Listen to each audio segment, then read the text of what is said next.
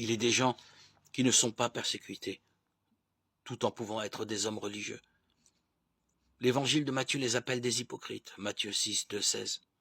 Ils ne sont pas persécutés parce qu'ils n'ont pas de raison de l'être.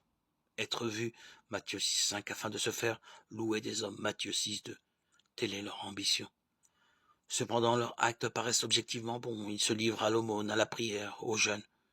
Et si l'on croit la parabole du pharisien et du publicain, Luc 18, 9, 14, ils n'y vont pas de main morte. Ces pharisiens se privent de toute nourriture 2 jours par semaine, donnent le 10e de ses revenus.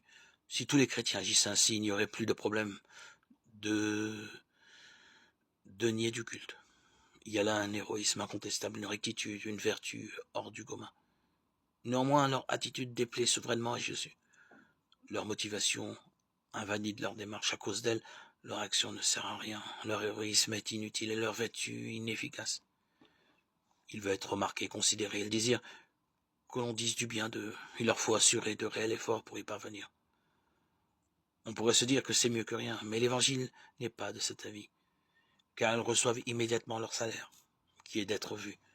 Ce qui ne rime à rien. Ce salaire n'est que sable fin entre les doigts.